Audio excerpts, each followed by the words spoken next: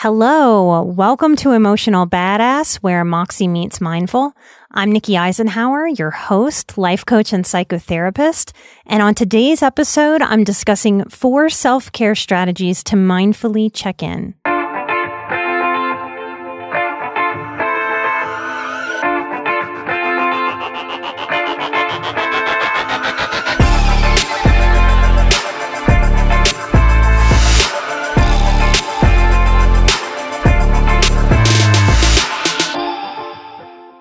Sometimes it's the simple things that get lost in translation, or we can overcomplicate as highly sensitive people recovering and growing.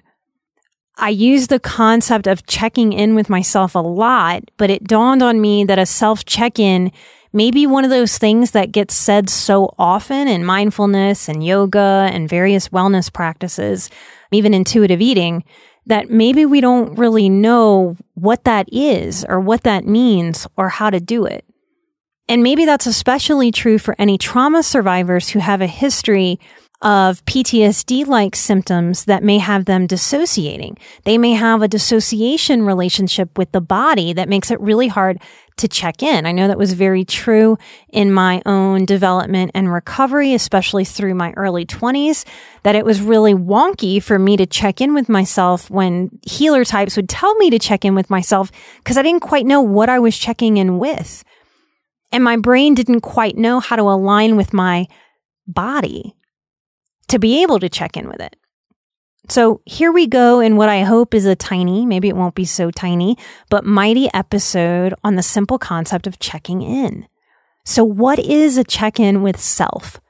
What is this in self-care? And checking in with self might be another way for me to use the word mindfulness. My working definition that can change depending on when you ask me or how you ask me or what my mood is. But my working definition of mindfulness is that it's just the act of observing ourselves. And most of us, if we're highly sensitive, if we come from chaotic childhoods, we have been little observers since we've been born. It's natural to us. So this idea of self-observation may be so normal to us or so usual that we might not even know what to do to check in because we may sort of live checking in with ourselves. So what does that mean? It means that we can bring some mindfulness, some awareness, some observing, maybe in some new or different ways. Because if we're not mindfully observing, what might happen is that we can be consumed inside of any moment, inside of any experience, inside of a reaction. I don't know about you, but I know that I can definitely look back on my life, maybe yesterday, maybe days ago, maybe weeks ago, maybe years ago, but in lots of ways, lots of different experiences where my body, my system, my mind, everything about me would react. And that's a very in it sort of feeling. Like we are consumed, we are in it. Mindfulness, self-observation, self-checking in means that we sort of leave the insideness of that experience and we sit sort of outside of ourselves, maybe on our shoulder, maybe externally to ourselves, witnessing, so that we can start to cultivate the experience of observing what's happening versus being inside of it and feeling compelled to react. And that's how we start to grow muscles to be able to respond to things versus react. And maybe that makes sense of some of the things you've seen this year, because our news certainly is reactionary instead of observing what are the effects of what we're doing and how we're doing it. So that's what we're working towards in a mindfulness practice. What are we actually observing when we do mindfully check in? And this is where I have 4 strategies for you. And these are strategies that overlap. They don't have hard lines. But these are the basic ways that I check in with myself. And I thought it would make for a good episode to share that. You've heard me name this before. I talked about this on my very first podcast when I was on the Highly Sensitive Person podcast. Intuition versus anxiety. And this is not a direct lesson about intuition versus anxiety in one of the 14 lessons in my boundaries course, but this is largely what comes up We study intuition versus anxiety as seekers, as HSPs, as empaths, as survivors. Because in a lot of ways, life has taught us to disregard our intuition. And when we disregard our intuition, our mind has no other choice in a way than to flow into anxiety because we're disregarding our own intuitive knowing. So learning the difference between intuition and anxiety has been key in me sort of taking the reins of my life and guiding it in the ways that I want. Because without that knowledge of intuition versus anxiety, it feels messy. It feels like we don't really know what we're wading through. We don't know when to listen to that little voice inside, and when that little voice inside is just stressing us out and scared and in fear. That's the anxious voice. So we have to learn to differentiate those voices. We grow in understanding compassionately of ourselves when we recognize, oh, part of why this is so confusing for me is because I was in anxiety a lot through my development or as a child. So now when it comes over me, I don't really know the difference. I've spent so much time with anxiety in mind and in body that I almost can't differentiate it. So as we grow, we work to identify the difference between intuition versus anxiety. If you are a highly sensitive person who does not have a grasp yet on the difference between anxiety and intuition, know that checking in is what grows this awareness and this distinction.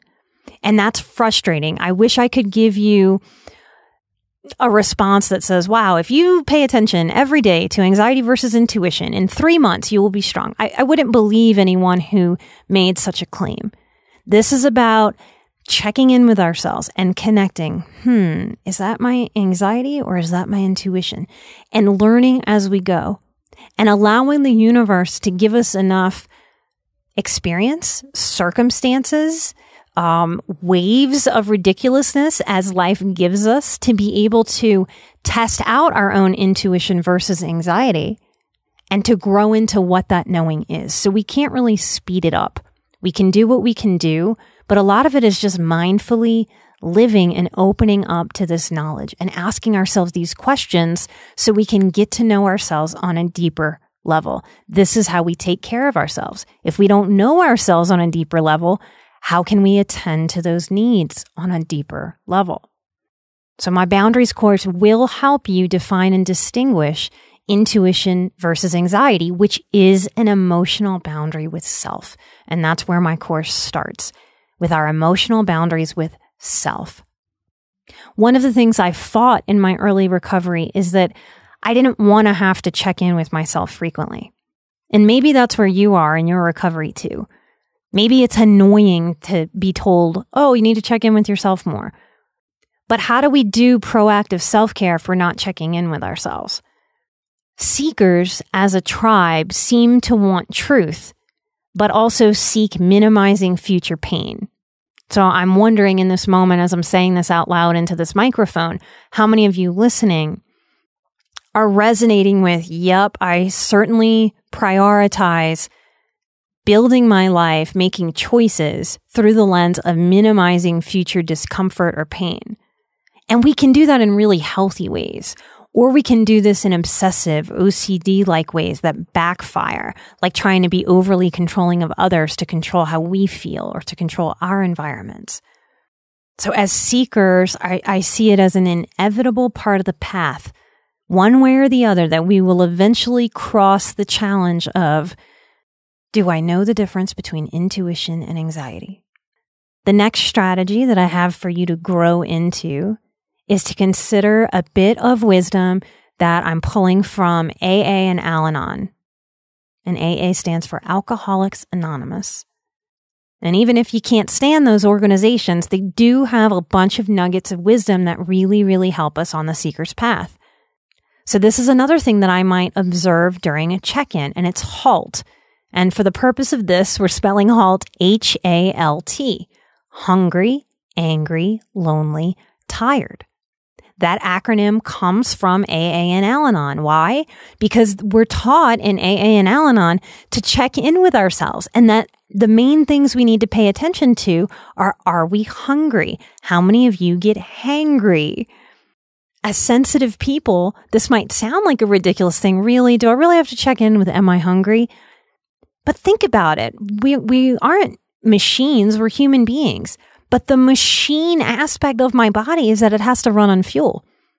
So if I'm not giving it proper fuel, of course all systems are going to struggle.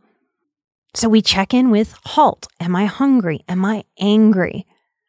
And that's a very important one because a lot of us try to communicate while we're still really, really angry. And we might not even know what we want or what we need or what we're asking for if we're still in our anger. Hungry, angry, lonely. We want to make sure that we're paying attention to this as a trigger. Am I really lonely in this moment? How does that affect what I'm about to do next? What happens if I soothe that loneliness inside of me? What happens if I check in and see that lonely is there? Well, then it can guide me to, okay, I need to connect with a friend today. Or maybe I need to make an appointment with my therapist or life coach. Or maybe I need to make a date night with my husband or wife. HALT. Hungry, angry, lonely, tired. Oh, my sweet HSPs. How often does tired bring out behavior that we don't want to have come out in ourselves? Irritability, anxiousness. We're raw. We might be snappy. So this is a real simple tool to keep in our pockets. A check-in with HALT. Am I hungry, angry, lonely, or tired? Another way to check in that I'm calling the third strategy is I'll check in with head, heart, and gut. That's a simple way for me to remember, a deeply intimate way for me to check in and see, hey, how am I doing? What's going on in there? It's a way to sort of take my emotional temperature. And when we check in with head, we're also growing awareness of checking in with the difference between intuition and anxiety. Because the head is often the place where the words and the sentences of anxiety are coming from. So if I'm saying to myself, oh no, I wonder what's going to happen. On paper, that might look like a very reasonable statement. What will happen? That's a reasonable question, right? But if I look at it through the lens of emotionality, and if I'm spinning on that thought in my self-talk, that's going to bring up a lot of anxiety. Because that's a way to sort of say, oh no, doom, doom, doom, doom, doom. What's about to happen? Probably something bad, probably something awful, something that has me anxious. And where is my energy going? Where am I putting it? So I want to check in with my head. What are the sentences? What are the thoughts that are getting generated there? And do I need to grab some of those thoughts and change them and say, nope, I know that thought grows anxiety. What's a thought that grows groundedness? What's a thought that can soothe me? That's how we use the tool of mindfulness to check in with ourselves. Because we can take our temperature and then we can adjust to make ourselves more comfortable or healthier. When I check in with heart, maybe that's even a little bit more confusing in this check-in journey. What is it to check in with my heart? Now, when I have been brokenhearted, when I have been going through a breakup, when I have lost someone that I have loved deeply, my heart can actually feel smaller. It can feel tight in my chest. Checking in with that can give me a lot of information. It can also be a reminder that if my heart is tight, maybe I have mindlessly been consumed with someone I've lost or some heartache or something that has me sad or powerless. It gives me a chance to notice. And if I don't notice in that moment, I might live with a heaviness of heart for hours and hours or days or weeks, or sometimes people may do this for a lifetime. I want to check in with my heart and help it get to a place of centered and grounded, connected to the earth. If my heart feels iffy or jumpy or not in alignment, and that might sound hippy-dippy, but that's something we start to feel the more we pay attention to ourselves. Is this aligned with my higher purpose? Or is it not? And that brings me to checking in with my gut. Now, every time I say my gut or checking in with my gut, my right hand makes a fist and I touch my belly about 1 to 3 inches below my belly button. That's my core. And science is increasingly proving that the gut has its own sort of brain and it communicates with our brain. So checking in with our gut responses can be super, super useful. And when I check in with my gut, the way that I can most describe that to another human being who isn't in my body, who can't feel what I'm feeling, and you may feel it similarly or you may feel it very, very differently, but that's how we learn, by sharing these stories with each other. The way that I feel my gut is that my gut tells me, if I check in with it, it tells me yes or no.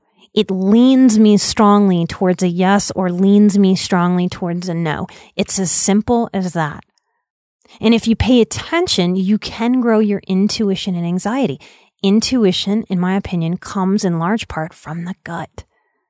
So when we check in with this part, what we're doing is we're inviting the information. So we don't have to get it right. We don't have to know what we're doing to invite this work. If you feel clunky or clumsy or awkward or too hippy-dippy or weird or whatever judgment you have about paying attention to your gut, maybe because it's not concrete, maybe because you can't draw a picture of what part of yourself you're tapping into to explain to somebody else who might be a skeptic. It's all okay. We just open to allowing this sort of mindful relationship to develop. That's my third check-in for you. Head, heart, gut. And the fourth check-in, and you can do all of these together, by the way. I think I do them probably in the span of 45 seconds, but had to practice them with more intention earlier in my life. Because it's just a different way to sort of turn the lens, or I might look at a diamond the same way, but if I turn it, I'm going to see different facets. So this is a way to sort of turn the check-in process to a different facet. I check in with myself about, hey, what's going on internally as a basic question? And I might get lots of answers from lots of different parts of myself. Maybe what's going on internally is some kind of hormonal issue. Maybe what's going on internally is I just feel off. Maybe I ate some bad food that disagreed with me and I just feel off. Maybe I'm dehydrated. Maybe internally I've just felt heavy-hearted because I've had a lot of loss lately. And I just need to pay attention and note that to validate that experience for myself. So I check in internally. And that might help me know, is something going on physically or emotionally and mentally? I might get different answers when I do that. I might just feel really blah, because some days in life just feel that way. Not every day is exciting and full of light like we might expect, especially if we walk a spiritual path and listen to spiritual healers or positivity gurus or motivation mindset people. That's why I call myself a grounded realist. Can't be all sunshine all the time. We've also got to know our dark side to really be at peace with ourselves, because every human being has a light side and a dark side. And that might be even another way that I didn't add to this list. How do the parts of me that are filled with light respond to this? How do the parts of me that are dark respond to this? So going back to my original number 4, I check in internally and then I check in externally. And I check in externally in 2 ways. What's going on external to me? And that means my immediate world. Chris, this amazing man that's in my life, what's going on with him? Because I'm a highly sensitive empath. What's going on with the person that I live with? I'm going to feel. So I want to check in with that. What's going on with my pets? What's going on with my environment? How much chaos is around me? In my neighborhood, the city is laying down fiber optic cable. So there's spray paint all over all the sidewalks and they're ripping things up. That's a certain level of chaos that I want to mindfully check in with. Why I'm an empath. I can feel that whether my mind is mentally aware of it, whether I'm cognizant of that or not. So checking in helps me take care of myself as an empath because I'm noticing, okay, what's going on internally and externally? So that's my external check-in in sort of my mini world. And then I want to check in externally for the big, giant world. And of course, it's never been more real than here in this year of 2020. And a lot is happening, a lot that's going to force change, a lot that is forcing change. Doesn't mean it's going to be easy for us to see, to observe, to witness, to participate in, and to move through, individually and collectively. And sometimes that's the biggest thing we can do for ourselves, and it's why checking in is so important. Because for all the things in the big, giant world that I might feel powerless to positively affect, I have to be aware of the person that I am. I very much want to be effective. So that awareness can be a sneaky culprit of depression or robbing our life force or making us feel hopeless or helpless or ineffective, even worthless. Mental health things are insidious. They kind of sneak upon us. Mindfully checking in helps us not let potential mental issues sneak up on us. And acknowledging what I might be powerless about in the bigger world helps me ground and helps me choose, okay, where can I be effective? What can I do? And it reminds me, if I feel a lot of weight or heaviness, it reminds me, oh yeah, that's my job, to take that weight off of my shoulders and my back, to take that weight off of my mind and off of my heart, that to just sit back and wait for the world to take that weight off of me puts me in a very passive position. And that doesn't help me feel powerful. So how I can feel empowered in my own life and in this world, especially this year, is to use these tools of checking in. This is self-care. Beyond bubble baths, beyond all that kind of surface stuff that you might see on Instagram. This is the essence of what it is to take care of ourselves. And I don't know how we can do that if we're not committed to checking in. As I mentioned earlier, if you struggle with the amount that you might think you need to check in, consider some of my earlier episodes. Maybe go back and listen to the inner adolescent. Sometimes our inner adolescent might be really annoyed in a way that might sound internally like, I've been having to be a little adult and manage all these things and pay attention to all these things when all these other people don't pay attention. And now I have to pay more attention to myself. And I just want to validate that for her or for him. Yep, that can seem really unfair. All the ways you've already paid attention. And you might be hearing a message that you might need to do more paying attention. It's okay to be frustrated with that. Take a moment to feel that. If you need to be mad at me because I'm the one saying it today, that's okay. I can handle your anger. It's okay to be mad at me. Sometimes just listening and validating that inner adolescent is what allows that inner adolescent part, our inner rebel, to let go and go, okay, fine. So I let any resistant part of me know, it's okay. I very much understand. And I won't shame you that you're resistant. I understand your resistance. And I'm asking you to work with me now, not against me. Because we're a team. And all of this is to help make life flow with more ease, more lightness, more enjoyment, more personal power. So I hope this episode helped maybe go a little deeper or clarify or solidify your own relationship with what it is to mindfully check in. You guys, we are growing on Patreon. It's amazing. It's so exciting. We have so much there for you. We just released another behind the scenes video. If you want to see me get my birthday present from Chris, you can come find that there. He snuck that one on. I didn't know it was going to be on there. We've got tons of episodes for you, almost 30 episodes that are exclusive. You have not heard them if you are not on the Patreon. We have live monthly Q&As. Every month, you guys at Patreon, y'all submit the most heartfelt, deep, empathic questions that really help anybody who listens to those videos to know themselves more deeply and to walk through the world with more compassion, more understanding, and more patience for ourselves and everybody else in the world.